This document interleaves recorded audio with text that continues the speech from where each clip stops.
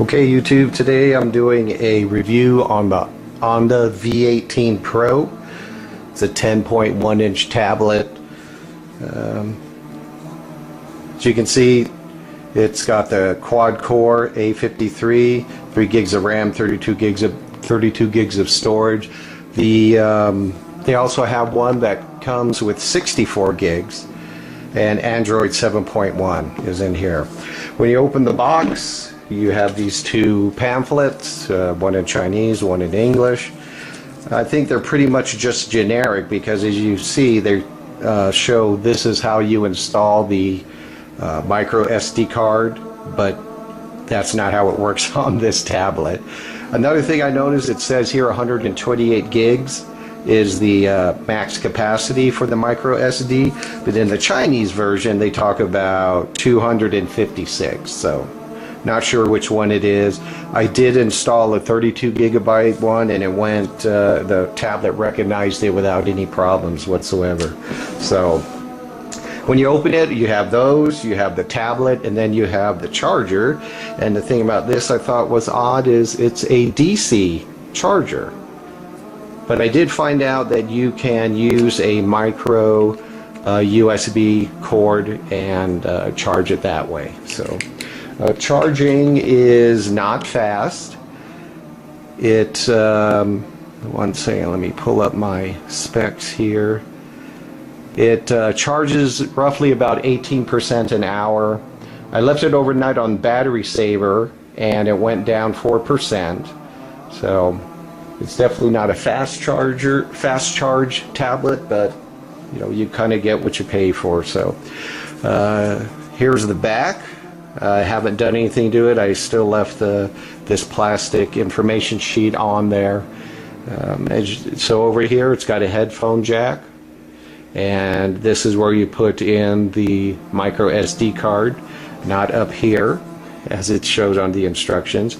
I thought this was kind of strange too. It shows a little microphone here, but there isn't one. And it's got a reset button, the DC power in, and then this is where you can use the micro USB to charge it. Although over here it just shows like a micro or a USB plug. At the bottom, they do have a dedicated Bluetooth keyboard that works with it, and that's what these connections are for. At the top we have the power on and the volume buttons and the camera, and that's about, we have a single speaker which doesn't get very loud, as you'll see later. So fire it up, and there we go. I was looking for a tablet that had a pretty bright screen, and it does. Tablet works pretty good. Here's we'll go through the settings real quick. There's a couple things in here. As you can see, it says adaptive brightness is off. Well, it doesn't have any type of sensor for it, so you just set it manually.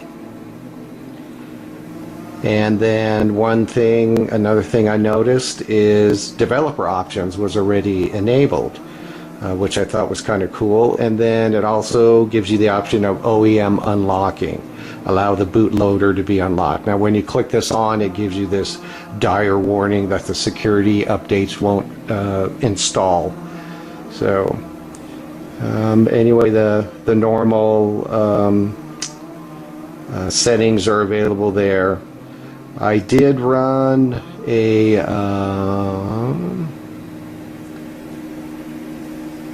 check to make sure that the specs were correct, because I had bought another tablet off of an online auction site, and it was supposed to have a Retina display, and it had nothing even close to a Retina display.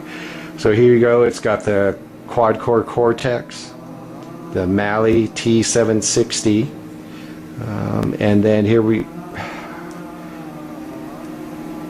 go with the 1600 by 2560, right? Just kind of like it says, total RAM just about 3 gigs. So it is what it says it is.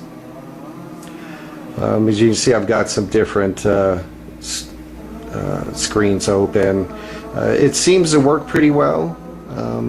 It creaks though, you know, when you hold it a certain way, but I guess you kind of get what you pay for. It's not a $500, $400 tablet. So then just to show you how some of these things, how it seems to work, load pretty quickly, flips, you know, it does what it's supposed to, looks like. Like I said, I've only had it a couple days, so I really haven't had a whole lot of time to mess with it. Loaded all my apps off of Google Play without any issues, in case you're worried about buying a Chinese tablet.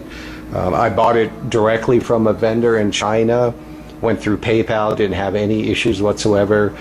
Paid an extra, I think $16, and I got it within a week. I was pretty surprised. I am going to get a Bluetooth keyboard folio for it, hook it up and see how it works with that, and then I'm also getting a stylus and see how it works with that. So I don't think it's Gorilla Glass, so I'm also getting a glass screen protector for it. So far so good. I was able to connect to my Wi-Fi pretty easily. I also it also connected to my printers on my Wi-Fi network pretty easily.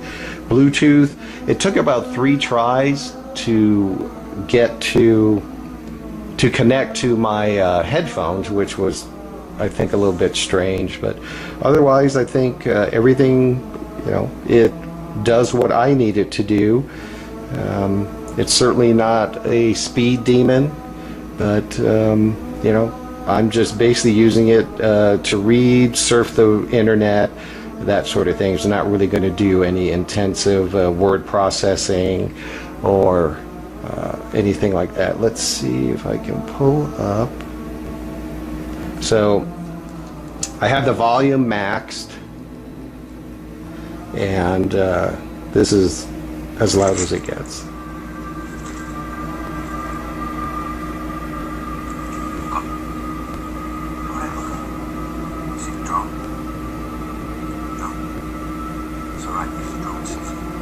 Yeah, that's it.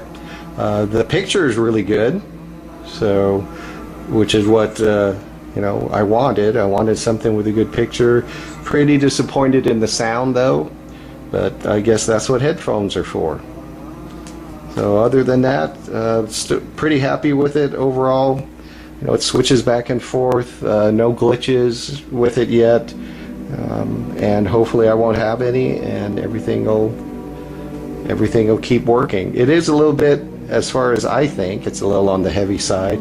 I had an 8-inch Lenovo prior to this, so it's kind of a big jump, but we'll see. Hopefully it works, and if you're buying one, good luck to you. You should be satisfied, as long as you're not hoping to get a iPad or Samsung, you know, equivalent.